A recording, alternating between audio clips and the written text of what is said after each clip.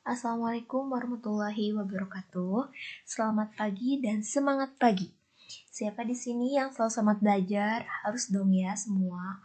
Walaupun di era pandemi ini kita menganut sistem BDR alias belajar dari rumah, tapi tidak boleh mengurungkan semangat kalian untuk tetap belajar. Halo siswa-siswiku kelas 8. Rasanya rindu sekali ya kita ingin bertemu. Semoga pandemi ini cepat berakhir ya, kita berdoa sama-sama.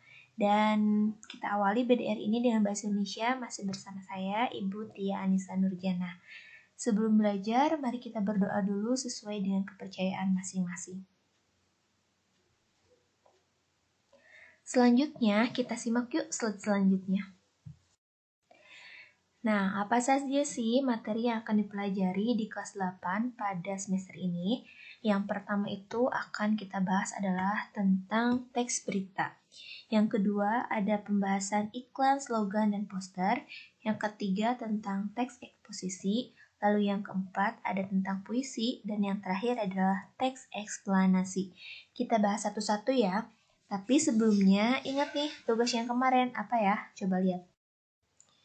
Ini dia tugas yang kemarin. Kalian harus mendownload BSE Bahasa Indonesia kelas 8 kurikulum 2013 atau 13 di Play Store. Sudah download belum? Kalau belum, yuk cepat-cepat karena buku ini penting sekali untuk panduan kita belajar untuk mempermudah proses pembelajaran kita. Kalau sudah, betul tidak tampilannya itu sama seperti yang ada di samping. Kita awali dengan materi yang pertama, yaitu tentang berita. Apa sih yang dimaksud berita? Atau apa sih artinya berita? Ini dia. Berita adalah informasi mengenai sesuatu yang sedang terjadi dan disebarluaskan kepada masyarakat melalui media cetak, internet, siaran, atau dari mulut ke mulut. Jadi intinya, berita itu adalah sebuah informasi yang sedang terjadi katanya. Dan disebarluaskannya itu bisa melalui media cetak. Contohnya apa media cetak? Media cetak itu koran, majalah, dan sebagainya ya.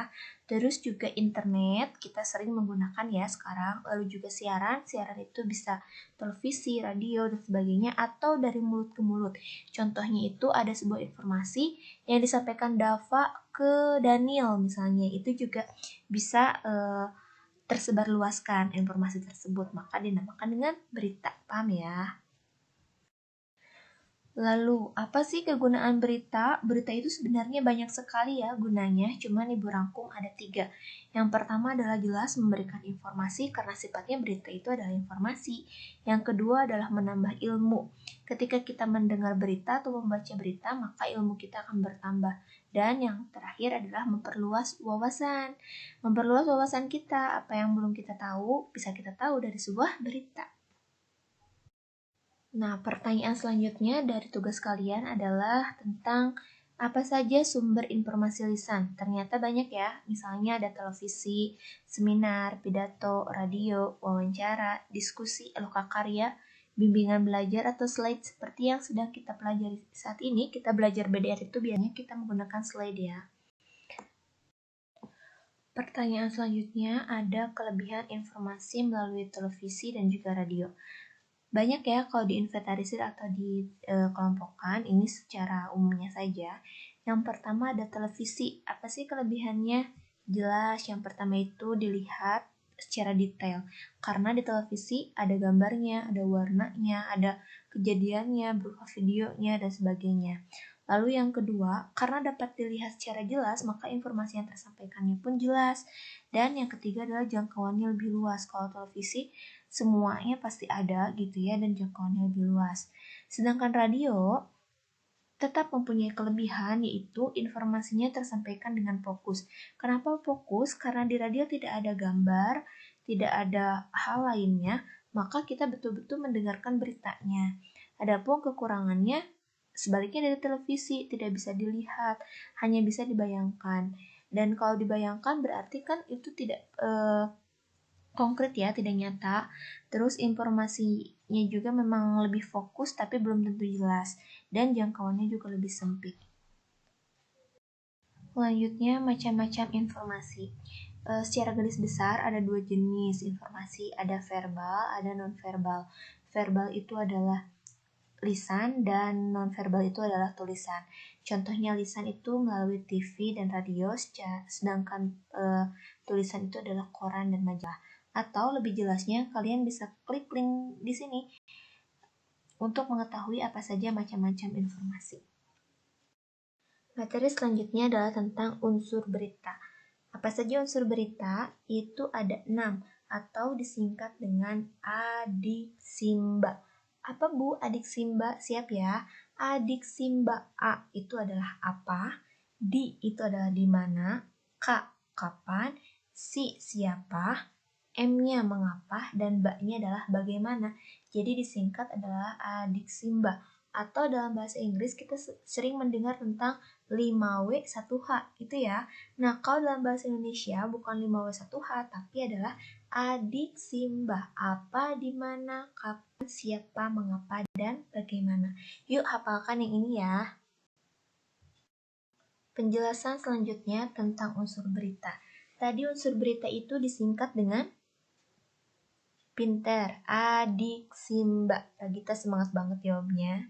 Ada adiksimba, yaitu apa, siapa, di mana, kapan, mengapa, dan bagaimana. Ini yang akan Ibu jelaskan adalah tentang jawabannya. Misalnya, ketika kalian ditanya apa, maka jawabannya adalah sebuah peristiwa. Jika ditanyanya adalah siapa, maka jawabannya adalah orang atau objek, karena tidak selalu ya dalam berita yang diceritakan adalah manusia. Lalu yang ketiganya adalah di mana, maka jawabannya adalah tempat. Lalu selanjutnya ada kapan, maka jawabannya waktu. Lalu mengapa, maka jawabannya adalah alasan. Dan bagaimana, maka jawabannya proses atau cara. Contohnya nih, Cepi ditanya, Cepi, di mana kamu lahir? Dijawabnya bulan April, Bu. Nah, nyambung gak sih? Enggak kan? Di mana itu jawabannya adalah tempat. Tapi kalau Cepi menjawab bulan April, maka harusnya ditanya itu adalah kapan gitu. Paham ya? Contoh yang kedua, Rasel. Ketika Rasel ditanya, Rasel, mengapa kamu tidak belajar di sekolah misalnya? Terus Rasel menjawab, karena kita sekarang sedang ada di era pandemi, maka belajarnya adalah BDR, yaitu belajar dari rumah. Berarti jawaban Rasel alasan, betul tidak? Betul, paham ya? Kalau ditanya siapa berarti orang dan sebagainya. Silahkan pahami tabel yang ini. Selanjutnya, tugas kalian minggu kemarin adalah ada ini nih. Ada 5 kalimat. Apakah ini pendidikan atau bukan, membahas pendidikan atau bukan ya? Lihat yang pertama. Peralatan praktikum sekolah itu ada yang mencuri. Berarti itu pendidikan bukan? Jelas ya, pendidikan karena sudah jelas itu adalah peralatan praktikum.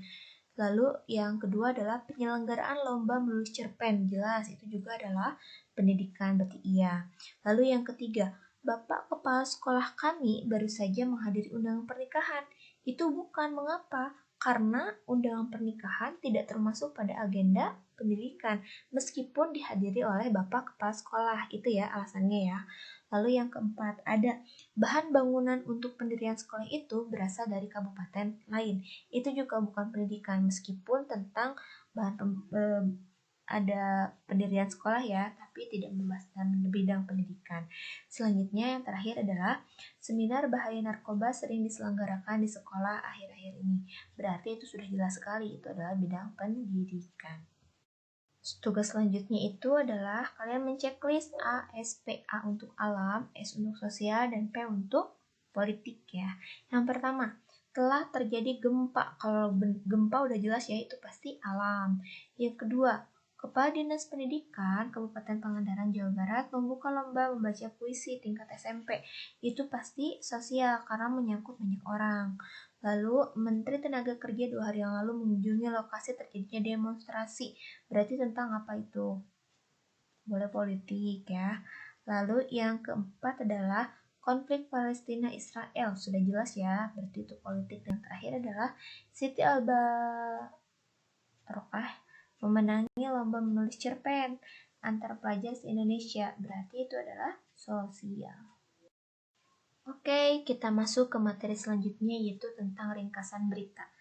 Kalian nanti akan ada tugas harus meringkas berita, tapi kalian harus paham dulu nih apa yang dimaksud dengan ringkasan berita, bagaimana langkah-langkahnya. Kita masuk ke langkah-langkahnya dulu ya sekarang. Yang pertama, kalian itu mendengarkan atau membaca berita dulu. Yang pertama tuh baca, mendengar gitu ya. Lalu yang kedua, mencatat pokok-pokoknya tadi, itu adik Simba. Apa adik Simba? Apa, di mana, kapan, siapa, mengapa, dan bagaimana. Dan yang terakhir, barulah menyampaikan kembali secara lengkap dan juga ringkas. Jadi dalam meringkas berita ada 3 langkah atau 3 tahapan. Setelah meringkas berita, kalian juga harus mampu menyimpulkan berita. Apa saja langkah-langkah dalam menyimpulkan berita? Itu ada 3. Sama, yang pertama adalah kalian harus mendengarkan atau membaca berita dulu. Lalu yang kedua, mencatat juga adik simbanya. Dan yang terakhir adalah simpulkan. Ada yang bingung tidak sih? Bu, kok sama ya langkahnya antara meringkas dan menyimpulkan? Terus,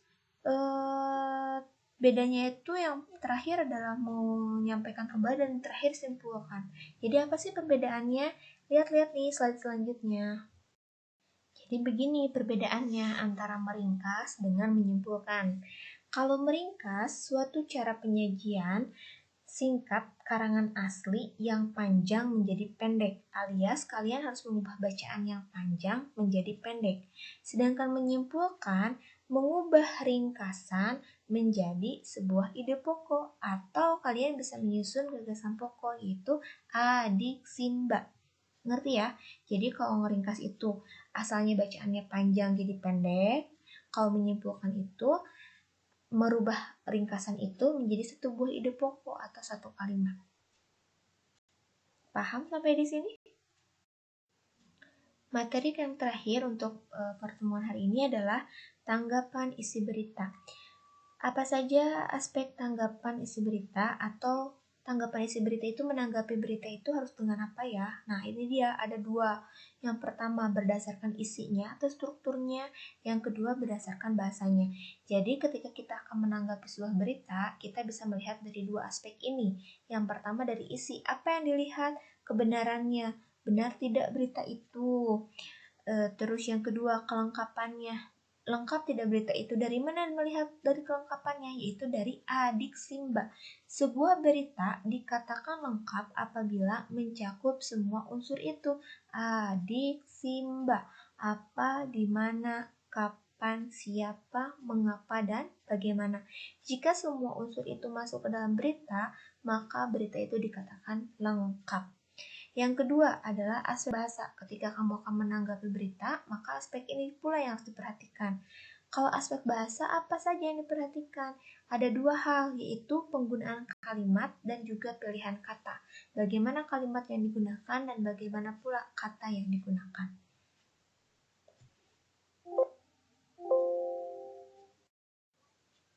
Siap, kelas 8, tugas seperti biasa. Tugasnya adalah ada 2. Yang pertama, nanti Ibu akan menampilkan sebuah berita, lalu kalian harus membuat ringkasan berita itu dan simpulkan berita tersebut. Yang kedua adalah kalian tanggapi berita tersebut berdasarkan isi dan juga bahasanya. Sudah seperti itu saja, paham ya? Gampang kan tugasnya? Dan ingat, masih dengan aturan. Tugas masuk berarti hadir, alias tugas itu diganti sebagai kehadiran kalian. Semangat mengerjakan tugas.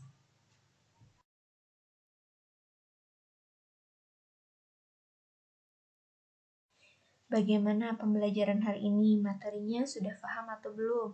Kalau belum, boleh ditanyakan langsung ke Ibu ya selama pembelajaran berlangsung. Jika di luar jam pelajaran, mohon maaf apabila dijawab terlambat. Tetap semangat belajar, tetap semangat mengerjakan tugas. Jangan lupa tugasnya harus masuk sebagai pengganti kehadiran kalian. Semangat kelas 8. Dan Ibu katakan terakhir, mohon maaf bila ada kesalahan. Ibu terima juga kritik dan sarannya melalui WA. Misalnya, Bu kurang paham nih, atau Bu kayaknya ngomongnya terlalu cepet nih, atau bagaimana, silahkan boleh menerima kritik dan saran. Mohon maaf dari Ibu. Salam untuk kedua orang tua kalian. Wassalamualaikum warahmatullahi wabarakatuh.